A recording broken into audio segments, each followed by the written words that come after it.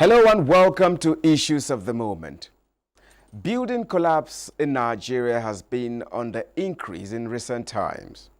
There are reports of collapsed buildings in major Nigerian cities like Lagos, Abuja, Jos and Port Harcourt.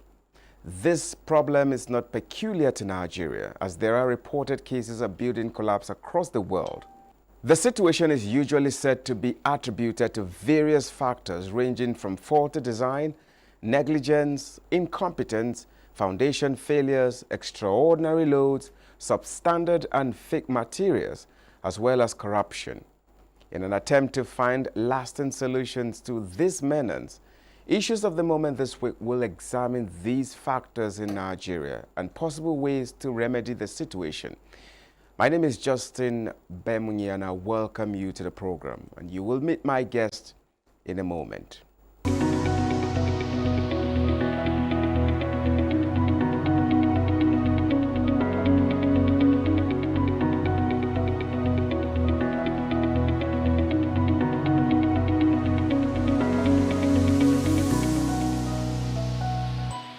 Thank you so much for joining us on the program Issues of the Moment. Today, our focus is on impact of building collapse on Nigeria's economy. My guest today is an estate surveyor and valuer in Nigeria. He is Dr. Onore, Kehinde Onore. Well, thank you so much for finding our time to come on the program, Doc. Thank you very much. I really appreciate your time out of your tight schedule, but you came. Thank you for coming. Thank you for having me. We have a case on ground, incessant building collapse. In fact, we had a recent one which was so heart-touching, the one in Jos, which in a primary school where some school children were under the building that was collapsed. And then recently we had another one in Abuja. And this instances have been happening over and over in different places across the country, and it's worrisome. Now, being an expert in estate development, what could possibly be the factors responsible for this building collapse in the country? Thank you very much for having me. Building collapse takes place in stages. There are phases at which a building collapses. One of the major causes of building collapse is when, before the construction of the building, there's what we call soil test. We need to test the soil to ensure it is in conformity with the plan, design, and standard of the building itself. When a building is being built and the soil test is not being conducted to ensure that the ground itself on which the building is being built on, the soil does not have the capacity to carry such load, building tend to collapse. The collapse might not take place immediately, but as time goes on in the nearest future, maybe after 5 years, 10 years, because the soil test is not being conducted, building tend to collapse. That's number one. Number two, there's what we call building with lack of necessary quality and standard material.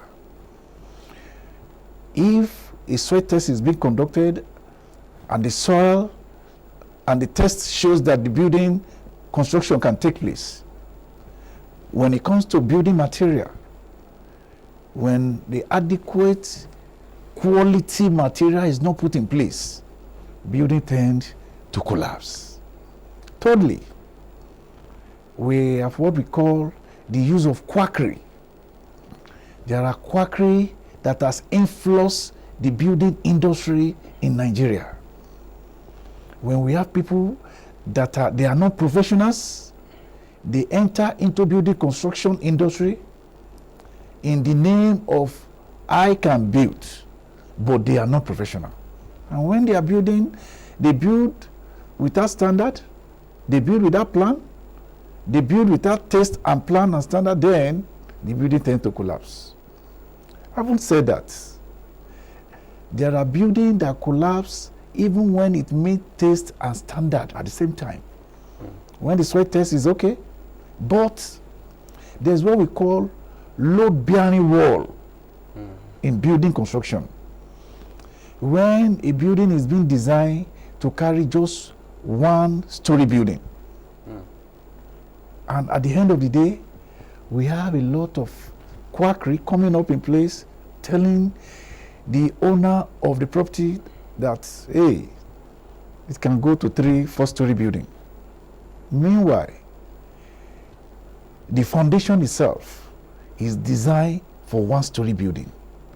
Then, the load-bearing wall on that building that is going to 3-story building will cause collapse because the capacity of the foundation is purposely built for 1-story building. When it gets to 3 4-story building, then there will be collapse because the load-bearing wall of that building is not in accordance with design, with specification, with standard. Then there will be collapse. Even if the quality of material is being used, provided the load-bearing wall is not in accordance with the design from the architect, building tends to collapse. And this is happening in Nigeria, and we need to cop it as soon, as fast as possible. Thank you. Yeah, why talking about maybe the longevity of these houses? Sometimes you said some houses could stay for 5 years, some for more, and some for decades. Now, in cases where, okay, let's just say some houses even during construction experience building collapse, and some after some years, some few years, and some it's because of the long age existence of these houses. But the question now is, how can a weak building, waiting to fall, be detected, and, at least this issue of casualty be avoided? Thank you very much. In real estate, there's what we call estate life cycle. Estate life cycle is in 5 to 6 stages. The first one, we have the pre-development stage, where we have the foundation, the soil test, as I've highlighted earlier. The second stage is developed stage, where the building is being developed. The third stage is middle life stages, where the building has been completely built, it's just completed, it's at this middle life, new life. Then we get to a stage at which a building gets to be obsolete. When the building gets to obsolete, the building, there will be need for renovation, repair. Then at that stage, after a building has gotten to a stage of obsolete, then there's another stage we call at the stage of total obsolescence. When a building is at the stage of total obsolescence, it can collapse at any time. Now, back to your question. At what stage? Now, building can collapse even at construction level. Don't forget, I said it earlier, that when soil test is not done, when quackery has influenced the industry, the building industry, when we have lack of quality material, building can collapse. Now, the stage at which building collapse, we discover when the quality that is expected is not being put in place. There is a stage at which building can collapse, and I will tell you, I have highlighted stages in estate life cycle. Now, building can collapse when, after the construction work, if the building is built according to plan and specification, it can still collapse. If there is what we call integrity test is not being conducted annually. The building where we are now, the studio where we are now, it is expected for integrity tests to be conducted on this structure annually to know the strength of the building. This integrity test will tell us if the foundation is faulty. The integrity test will tell us if the bearing wall, the window, the this, the, it will tell us all the components of the building. The integrity test will tell us if there is need for renovation, for repair, for rehabilitation of structure. If integrity test is conducted annually, the test that is being carried out by a structural engineer will have tell us there is a problem ahead, and it will have given us a sight of what to do to avert the problem. But alas, we don't do that here in this part of the world. It's just few educated, enlightened, few individual Nigeria that conduct building tests, integrity tests on their building annually. So what are the professionals, the stakeholders, and those that matter in this industry doing in terms of awareness? What is the level of awareness in this regard? The awareness is low. And this is why the government need to bring in place all the professionals in the inbuilt industry. They need to bring them together to create more awareness on what integrity test is all about. When a building is going on, when construction work is going on, in Abuja specifically, we have the development control. They are doing a great job. The development control, they have different components, they have different offices.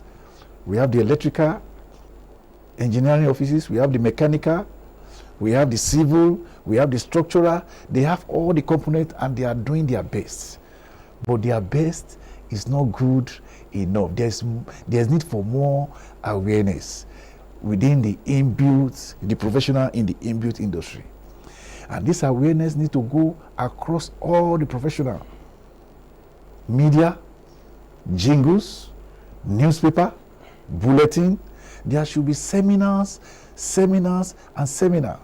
And if I will advise the government to declare state of emergency on construction industry in Nigeria to avert the incessant and continuous building collapse. Then there should be a committee among all the inbuilt industry. They should set up a committee to look into it and provide solution to avert continuous building collapse in Nigeria. Okay. Now, you keep mentioning, when issue of building collapse resurfaces, most of the factors that are being brought on the table is this issue of, amongst other things, amongst quackery or non-professionalism. The most important thing that comes to mind first sometimes is the issue of materials, fake or low quality building materials. Now, this ugly trend, how can you marry this issue of low quality materials with professionalism? Throw more light on that. Let's see. How does these two factors marry? Thank you very much. It is interwoven. Professionalism and quality material. A professional, a registered builder will not build with a low quality material, because he knows if he builds with a low quality material, he stands to lose his license. He stands to lose most of the benefit that is accruing to him as a professional. So most time in Nigeria, professionals does not build with low quality material. The low quality material that we are seeing that is causing building collapse is as a result of builders or developers bringing in quackery into the construction industry. A professional, a registered builder, a registered quantity surveyor, a registered structural engineer, a registered surveyor and valuer, they will not make use of a low quality material because it affects their professionalism. And now, the quality of material we are talking about, there are inflows of fake material in the market now, in the construction market now. And this is where the Manufacturing Association of Nigeria, MAN, the Standard Organization of Nigeria, SON, needs to do a lot of monitoring and evaluation. Most low quality material that we see on site today is either the professional that are handling it is either they are quack or the material itself is fake. And this is where Standard Organization of Nigeria, Manufacturing Association of Nigeria, MAN, they have a lot of work to do to cope this menace. Now let's talk about holding people accountable and holding people responsible for this building collapse. Where is this monitoring and inspection coming from? Who should be held responsible? Is it the monitoring agencies or is it these engineers? Who? How does this monitoring should be done effectively? Thank you. There are 2 or 3 agencies, individual, that should be held responsible. It's not a one-way thing. The professional itself that engage in the construction work that brings about collapse, where construction work is going on as a professional, your building is being collapsed, then that professional itself, his license should be withdrawn, it should be prosecuted, and it should be jailed if possible. And when that takes place, it will send a signal to anyone that want to indulge in such incessant activities.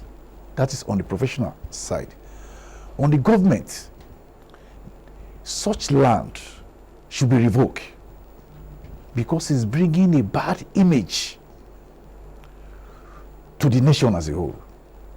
When your building collapses, before the construction work commences, even at the development control level, there should be a clause when they are giving them the approval for building plan, that when your building collapses in the course of construction, or if it collapses after like 5 or 10 years, if there's any forms of collapse, your land will be revoked.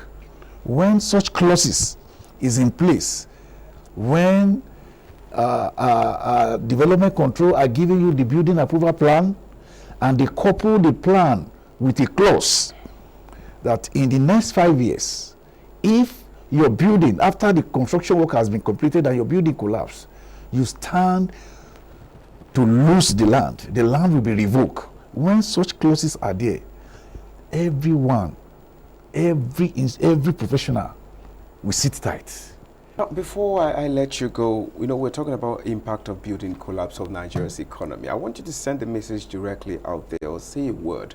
Now, we're talking about occupants of these buildings, construction engineers of these buildings, the government agencies out there monitoring this. Yes. Now, all this, everybody is a stakeholder when it comes to construction and avoiding building collapse. What is your message to each of this group of people before we round off? Simply put,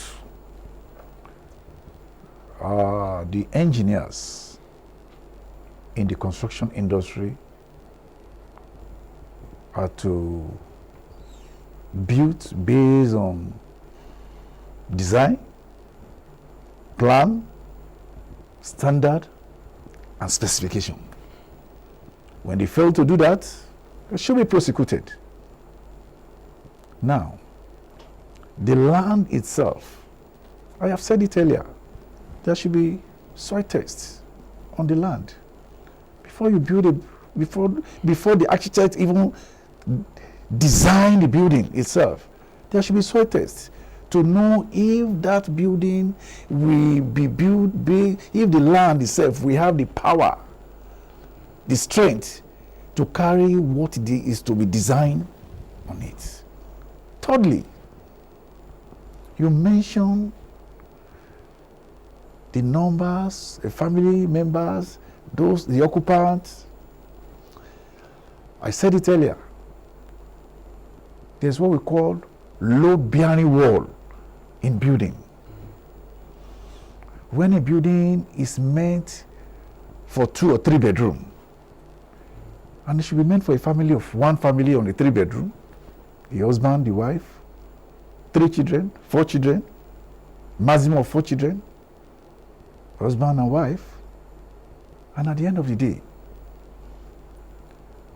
a property, a structure that is meant for 1 family is occupying 3 or 4 or 5 family.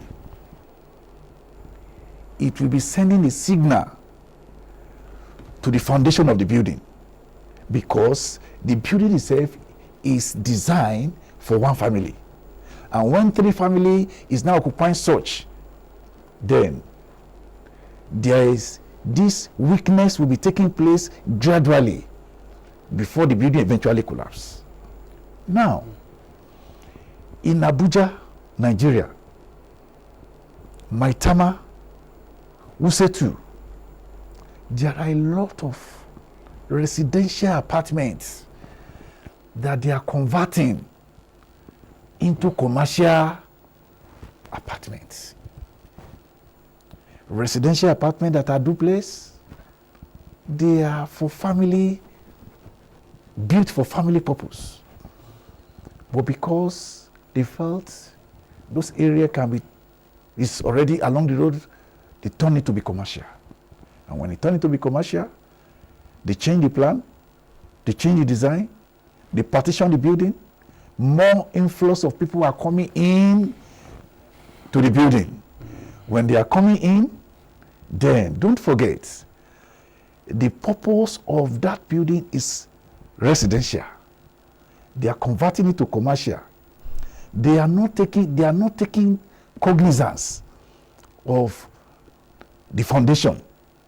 They are not taking cognizance that this load-bearing wall, the column when the building is being built, the purpose of that building is residential. So when they convert it to commercial, most of them does not even conduct integrity tests. So the numbers of people coming in will increase. When it increases, people go in and out. It will be weakening the structural strength of that building from foundation. Before you know it, one day, if they are lucky, it will happen at night. They will just discover that the building is coming down, because weakness is taking place day in, day out, because the design, the purpose, the plan, the specification of that building has been diverted. We tend to see what we call building collapse.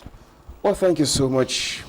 We can appreciate you enough for your time with us on the program today. Thank you. On this particular issue being discussed today. Thank you so much for coming. It's my pleasure. Dr. Onore Kehinde Onore. Thank you very much. Well, this is the issues of the moment, and the impact of building collapse on Nigeria's economy has been a focus of discussion today. And my guest has been Dr. Onore Kehinde Onore. He is an estate surveyor and valuer in Nigeria. This is where the program ends. Thank you so much for being part of it. My name is Justin Bemunyi, and I say bye for now.